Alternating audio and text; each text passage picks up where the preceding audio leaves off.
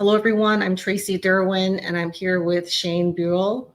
In today's video, we'll be providing some examples of the PSYOP that's happening, the angles that are being initiated today in reaction to the shooting of Charlie Kirk.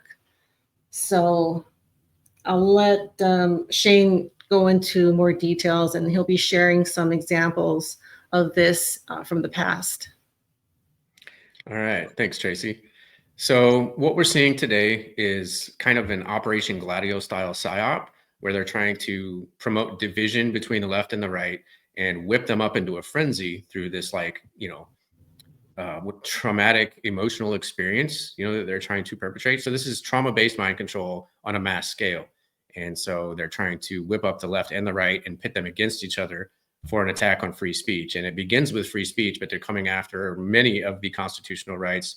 So free speech, self-defense, right to privacy, and possibly even search and seizure are going to be affected in the near future. And so what they're doing now is they're trying to draft this Charlie Kirk Act, which is supposed to, well, it's actually going to limit free speech. And so the right is crafting this to be used against the left, but the left is also, going to use it against the right as well. So what we're seeing right now is an attack on free speech, but it will lead to loss of the other constitutional rights as well. So now, if you guys aren't familiar with Gladio, I'm just going to show some stuff here. This is basically what's going on. It's a deeper operation designed to foment chaos and division within the US. And they've done this before with Operation Gladio, and now they're doing it on a much larger scale. But what we need to do is try to keep cooler heads and not fall into the PSYOP, right? Because they want us to, they want to perpetrate this trauma-based mind control on us so that we will be more easily controllable, more easily provoked into reaction. And so what the left is doing, they're saying, there's freedom of speech, but not freedom of consequences. So yes, you can exercise your rights of free speech, but then they will act violently towards you, like what we saw happen to Charlie Kirk. And the right is saying, well, if you violate, if you, they call it hate speech, right? So if you promote hate speech, then we're going to censor you, right? And so either way, it's an attack on free speech. If you exercise your free speech rights from the right side of the spectrum, then you risk potential violence. And if you're on the left and you exercise your freedom of speech, freedom of expression, then you risk censorship and a violation of your privacy, which is what we're seeing now. So that's how it begins. And I just want to say that there's another example that this radical freedom branded terror and assassinations immediately recalled the Gladio playbook. And this poster was aware that Gladio was a so-called right-wing anti-Soviet operation, but the pattern of using mass shooting, assassination, and terror strategies are identical. And those strategies are called a strategy of tension. A strategy of tension is a political policy where violent struggle is encouraged rather than suppressed. The purpose is to create a general feeling of insecurity in the population and make people seek security in a strong government. Now, that strategy is most closely identified with the years of lead in Italy from 1968 to 1982, in which far-left Marxist groups, far-right neo-fascist extra-parliamentary groups, and state intelligence agencies performed bombings, kidnappings, arsons, and murders. And this all kind of fits into the Hegelian dialectic of problem, reaction, solution. So they have this agenda, which is preformed, that they want to implement, and they have to create a thesis, which is the problem, and the antithesis, which is the reaction, which leads to their solution. So in this example, they want to centralize power. So they create a terror event, which gives an excuse to increase the police state, and their end goal is achieved by removing freedoms and transferring power. So like I said, this is problem, reaction, solution. They create a problem by arming and funding extremists to take down opponents by proxy, and they incite a reaction from the public by demonizing the same bad guys that you put into power, that the other side has secretly put into power. And then they propose a solution which involves a military intervention, the loss of liberties, or both. And we're actually starting to see that now, which one of these is a House bill, which has made it illegal for US defense contractors to boycott Israel. So now weapons manufacturers will now be legally bound to keep arming Israel by order of Congress. And Lockheed has already been sharing most of their technology and information with Rafael Advanced Defense Systems of Israel. But now the other defense contractors like Raytheon, Northrop Grumman, and so forth will also be forced to sell their technology to Israel. Another thing that we're actually starting to see now is actually Marco Rubio has tried to introduce a bill to revoke the passports of US citizens if they criticize Israel. And Florida Congressman Brian Mast is introducing a bill that could potentially be used to deny U.S. citizens the right to travel. So this is probably what's going to get written into the Charlie Kirk Act, and they're going to pretend like it's they're reinstating the Smith-Mundt Act, but that's not what it is. So for those who don't know, the Smith-Mundt Act was actually made to prevent the government from propagandizing the people. It was repealed by Obama in 2012, and that's why we've seen so much fake news over the last 12, 13 years, is because they've repealed this act. And now the government is allowed to propagandize the people again. But what's actually going to happen is when they rewrite this bill, they're going to rewrite it so that it's going to limit the speech of independent journalists and individual Americans so that they can't speak out against the government. And the reason for that is because of all these, counter narratives to the official story are really hurting the official story and making the FBI look really bad. And so what they're going to do is use this to limit our free speech and not the government propaganda. And so Thomas Massie actually did comment on this. He said, the Smith-Mundt Act repealed the prohibition that kept the U.S. government from using propaganda on the U.S. And he voted against the NDAA in 2012. And he recently offered an amendment to reinstate the prohibition, but it was blocked. So what's going on now is they're rewriting it and turning it into the Charlie Kirk Act, which is going to be the exact opposite of the Smith-Mundt Act. It's not going to prevent the government from propagandizing us. It's going to prevent us from speaking out against the official narratives. I kind of see, what happened in 2020. Anyone that, went against the narrative that the CDC was putting out was silenced. So many accounts got taken down. You really couldn't post anything against, the things that they were rolling out. And I kind of see this topic, any kind of anti-Israel posts are going to be just taken off and accounts suspended. Yeah. And it's not just anti-Israel. So yeah, COVID was a good example where you had the left wing saying, get vaxxed or lose your job. And if anyone in the right wing who was trying to speak out against the COVID psyop, they were actually, being suppressed as well. So they were losing their jobs for speaking out against it and not getting vaxxed. And now we have kind of the reverse situation going on where people are expressing, their either hatred or dissatisfaction or whatever it is with Charlie Kirk or with whatever's going on. And now the right wing in their frenzy is actually reacting to the left wing expressing their freedom of speech. And they're saying, okay, we're going to violate your privacy. If you speak out, you're going to lose your job. And we're starting to see that. So cancel culture has now shifted from the left to the right. So back in COVID, the left wing was using cancel culture against the right. And now it's the right wing's turn to use cancel culture against the left. And that's exactly what we're seeing. Oh, you want to get into some of these clips of Max? Sure. Yeah. We're going to go ahead and play some clips here that support this as well. And this is Max Blumenthal talking about the 1% golden age that Trump wants to bring. We're just constantly being pitted against each other by narratives that come from the top. And that is where Trump wants this to go, because Trump has promised a new golden age for the 1%. It's not for the rest of us. And the 1% has been terrified, not just since the Charlie Kirk shooting is primarily terrifying the podcaster class. Since the shooting of, I think his name was Brian Johnson, the United Healthcare CEO, by Luigi Mangione. Steve Bannon, former Trump chief of staff, gave a talk to a group of financial elites and tech elites. I believe it was in Silicon Valley. Many of them were not Republicans. And he said, here is our promise to you. Here's why. This was like, I think at the beginning of the second Trump term. He said, this is why you should support MAGA.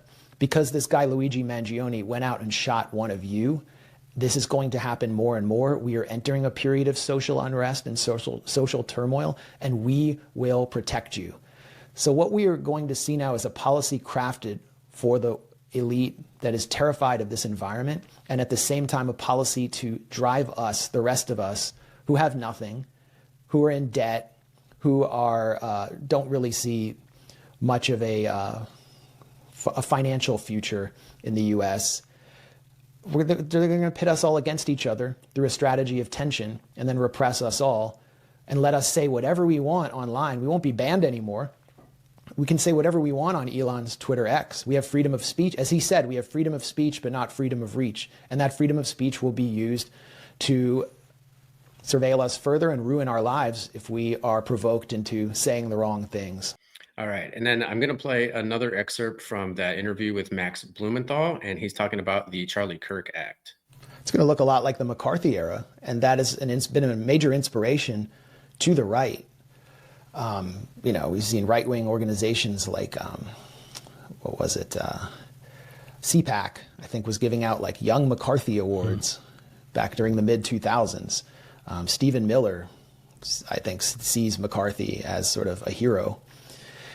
And so what has the Trump administration done? They have gotten Berkeley, UC Berkeley, to furnish a list of 160 anti-Israel, anti-Semitic professors, with Professor Judith Butler at the top of it. That's what we're seeing, along with the defunding of universities for allowing Students for Justice in Palestine to exist, for allowing protests on their campus. It's the biggest free speech crackdown possibly since the McCarthy era, certainly the most transparent one. And it's being conducted in many cases on behalf of a foreign apartheid state. The Charlie Kirk Act that's being pushed online is an attack on media independence and will do a lot of what the Biden administration was doing to online media, which is to censor and punish any media organization or individual who's accused of mis or disinformation. And so the right is basically picking up where the Biden administration left off, just directing it against their enemies. I don't think that will be the form that such an act takes, but I expect some kind of Charlie Kirk Act to take place. I expect the investigation that the FBI is carrying out to be incomplete, just as the investigation of the Butler shooting, the Butler PA shooting. It feels like that was shut down. Yeah. So what we're seeing here is a resurgence of neo-McCarthyism, which is similar to what happened during the Red Scare, where they can accuse one side of being something that they're not and use that as justification to take action against them. All right. So now I want to get into a little bit of how the left and the right are kind of behaving in similar ways, as if they were this totalitarian uni-party trying to go against the individual people. I just want to take a minute to talk about the uni-party. And I don't mean the political uni-party taking all the money from the same people, advocating for the same causes, usually war, endless war. I want to talk about the uni-party inside the voting population. It's been really disheartening to watch the right become the left. After 2016, liberals had just reeled into derangement. I mean, they could not see straight, foaming at the mouth. They wanted to censor everybody. They called everybody a Nazi. Everybody was a fascist. Everybody was a racist. Everybody was a bigot. Punch them in the mouth if you have to. They went out there and they were canceling everybody. And so now we're going to call up your boss and we're going to get you fired. During COVID, a lot of us saw the right behaving differently. And many of us who came from more traditional leftist circles thought, oh my gosh, I cannot believe that I'm actually aligning with the right. And many of us flipped kind of over to the other side, only to have this other side now fail, just miserably going into the exact same woke brain that the left went into. What am I seeing all day today? I am seeing so many right-wing accounts celebrating canceling people. I mean, they are actively out there canceling people. One account on Twitter was saying, I had to contact over 250 companies today about their employees. And all of these people on the right were championing them. They were reporting employees like a liberal. That is cancel culture. That is exactly what it is. Not only cancel culture, censorship culture. Right-wingers talking out of both sides of their mouth saying the violence that fell upon Charlie Kirk is a direct result of Democrats calling us fascists. So they're saying that, and then at the same time, literally turning around and calling Democrats fascists and saying that they're dangerous. And now you've got a bunch of people online on the right saying we've got to do something about these liberals, like talking like they've got to enact violence against liberals in order to stop liberals from being violent. Make that make sense. Make that make sense. Yeah. I wanted to bring up something that I hadn't had a chance to. So when the videos of the shooting, which were uncensored, and I got them all over my feed. Normally AI will catch that. So from a creator's standpoint, if you show something like that on your video, in order to let them put it out, they have to put some kind of warning. So like 18 and over only. And then often if you want to watch it, you have to click on something in order for you to see it. And that those types of videos are often suppressed. So they're not shown to a big audience. But with this, I feel like it was not censored. And there was a force trying to get it out to everyone to see just how gruesome and just how, to see the violence and, to create this emotional reaction that we're all having. Absolutely. Yeah. Basically, what we're seeing is the trauma-based mind control on the masses. So we're basically, almost everyone is now being subject to MK Ultra-like mind control.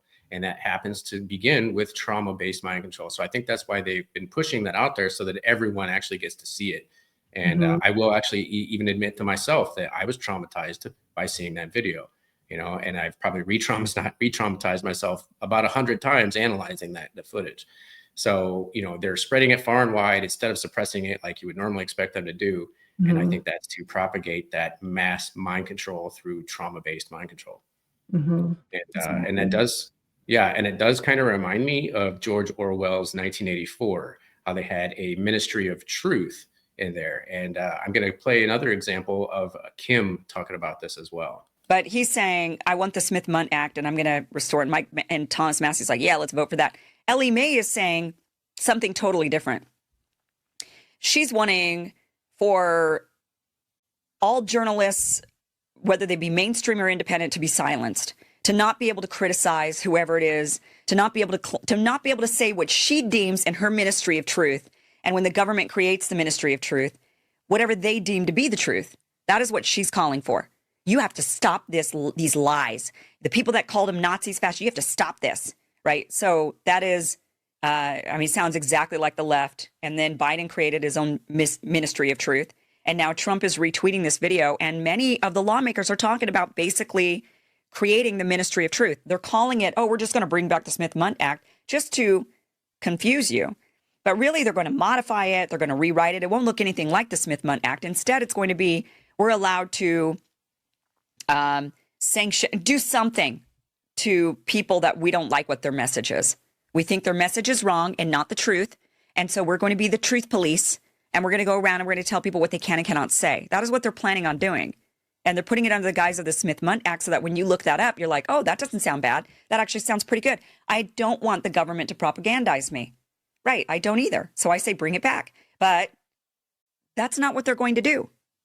They're instead establishing their own ministry of truth. And that's the scary part about this, is that there's a misunderstanding of what the Smith-Mundt Act is. They're saying that they're going to reestablish it because they don't know what they're talking about. They're going to rename it Charlie Kirk Act.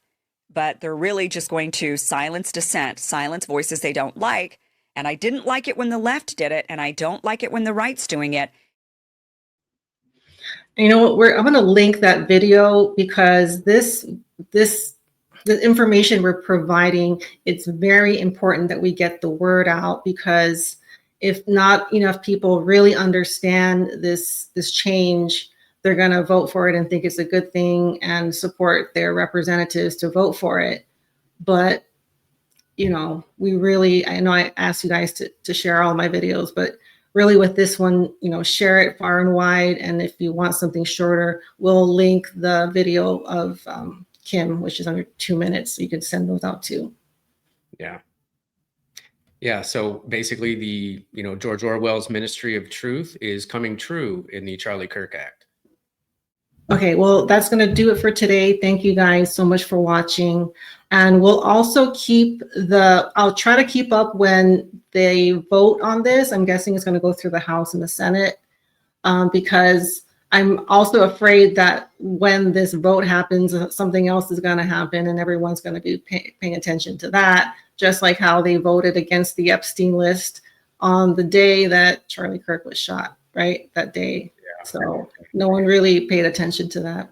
So I'll definitely try to keep you guys updated on when this change is going to be voted on. So that's going to do it for today. Thank you guys so much for watching, and we'll see you all soon. Bye.